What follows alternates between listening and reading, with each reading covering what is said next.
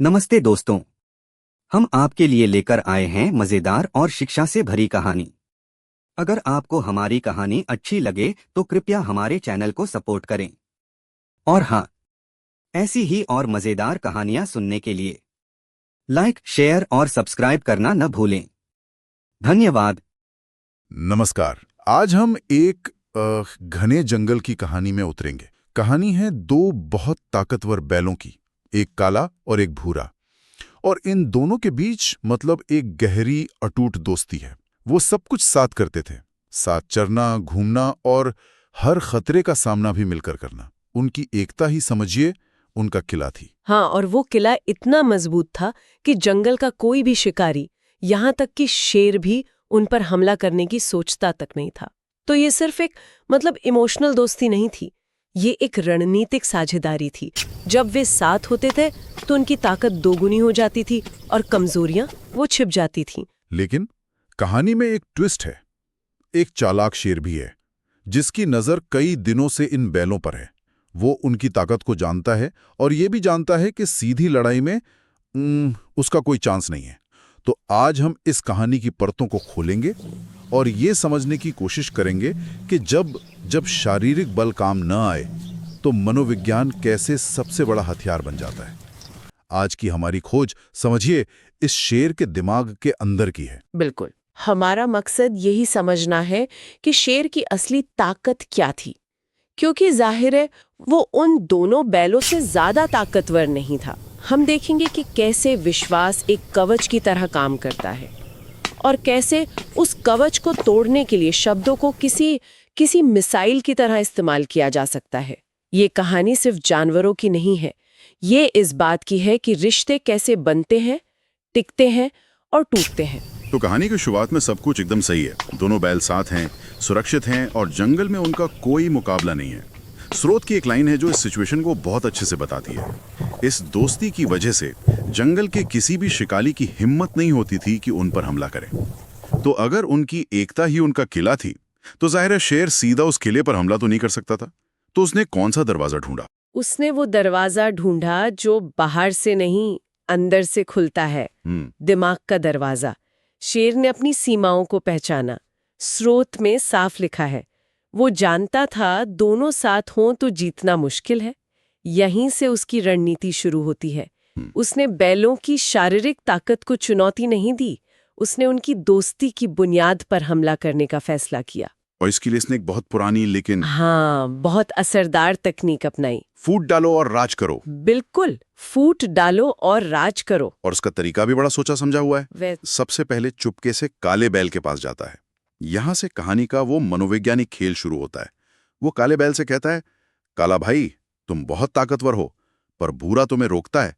अगर तुम अकेले रहोगे तो पूरा जंगल तुमसे डरेगा। यहीं रुकना जरूरी है। शेर के इन शब्दों को एनालाइज करना बहुत जरूरी है। ये एक क्लासिक मनोवैज्ञानिक चाल है जिसे ईगो बेट कहते हैं। ईगो बेट मतलब अहंकार का चारा। हाँ, अहंकार का चारा।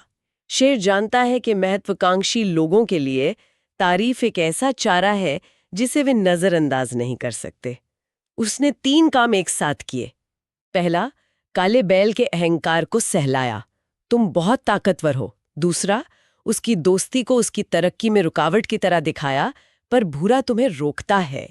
और तीसरा, उसे एक बड़े इनाम का लालच दिया, पूरा जंगल तुमसे डरेगा। अरे अब मैं समझा। ये तो बिल्कुल वैसा ही है जैसा कभी कभी ऑफिस पॉलिटिक्स में होता है। यस। किसी अच्छी टीम को तोड़ने के लिए कोई मैनेजर एक टीम मेंबर को बुलाकर कहता है, सारा काम तो तुम ही करते हो, क्रेडिट कोई और ले जाता है। बात छोटी सी लगती है पर वो शक का बीज बो देती है। हाँ, शेर ने भी वही किया। उसने सच को झूठ के साथ नहीं मिलाया, उसने सच को एक अलग नजरिए से पेश कर दिया। बिल्कुल, उसने काले बैल के आत्म मूल्य मतलब सेल्फ वर्थ को उसकी दोस्ती के खिलाफ खड़ा कर दिया। उसे ये महसूस कराया कि तुम्हारी असली पहचान तुम्हारी व्यक्तिगत ताकत है और ये दोस्ती उस पहचान को दबा रही है। और इसका असर तुरंत हुआ। स्रोत कहता है काला सोच में पड़ गया और धीरे धीरे भूरा से दूर होने लगा। वो शक एक बार दिमाग में आ जाए ना तो रिश्ते को अंदर से खाने लगता है। ठीक है, तो काले बैल के लिए उसने अहंकार का इस्तेमाल किया क्योंकि शायद वो स्वभाव से ज्यादा महत्वाकांक्षी था। लेकिन क्या उसने भूरे बैल के लिए भी यही तरीका अपनाया, क्योंकि हर किसी को एक ही तरह से मैनिपुलेट नहीं किया जा सकता? यही तो शेर की चालाकी का अगला लेवल है। वो जानता है कि वन साइज फिट्स ऑल वाली अप्रोच यहाँ काम नहीं करेगी। जब वो भूरे बैल के पास जाता है तो वो अपनी रणनीति पूरी तरह बदल देता है। इस बार वो कहता है, भूरा तुम समझदार हो पर काला तुम्हारा फायदा उठाता है, तुम अकेले रहो, यही तुम्हारी भलाई है। कमाल है, ये तो एकदम अलग ही एंगल है।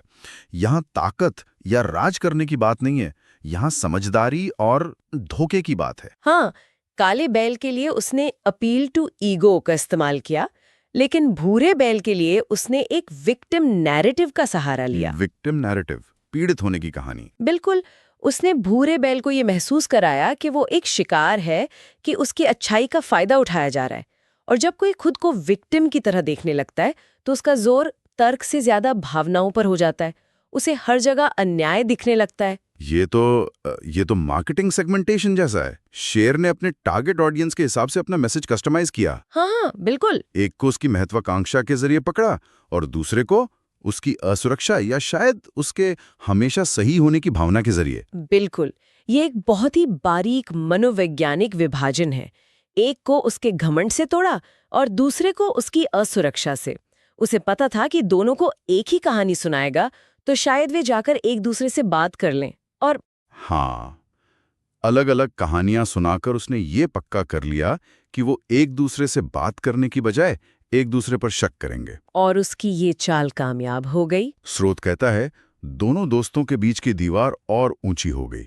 जो दोस्ती कभी उनका किला थी, अब उनके बीच की दीवार बन गई। लेकिन यहाँ मेरे मन में एक सवाल आता है, क्या शेर का प्लान इतना ही अचूक था, या ये भी मुमकिन है कि उन दोनों बैलों की दोस्ती में पहले से ही कोई छोटी मोटी दरार मौजूद हो, जिसे शेर ने बस देख लिया और उसे बड़ा कर दिया? ये एक बहुत ही गहरा सवाल है और मुझे लगता है कि असल जिंदगी में ज्यादातर ऐसा ही होता है। एक कुशल मैनिपुलेटर अक्सर शून्य से अविश्वास पैदा नहीं करता। वो पहले से मौजूद छोटी छोटी असुरक्षाओं, शिकायतों या अहंकारों को ढूंढता है और फिर उन्हें हवा देता है। हो सकता है काले बैल को कभी कभी सच में लगता हो कि वो ज्यादा काम करता है, या भूरे बैल को कभी महसूस हुआ हो कि उसकी सलाह को नजरअंदाज किया गया हो। ये छोटी छोटी बातें जिन्हें वे शायद नजरअंदाज कर देते थे। शेर के शब्दों ने उन्हें बड़ा और सच साबित कर दिया। बिल्कुल। मतलब शेर ने आग लगाई ही नहीं, बस चिंगारी को भड़का दिया। और एक बार जब वो दीवार खड़ी हो गई तो अंजाम तो वही होना था जिसका शेर को इंतजार था। अब काला अलग, भूरा अलग, दोनों अकेले और कमजोर। उनकी रणनीतिक साझेदारी खत्म हो चुकी थी। हाँ, अब वे एक मजबूत किला नहीं रहे, बल्कि दो अलग अलग कमजोर झोपड़ियां बन गए थे।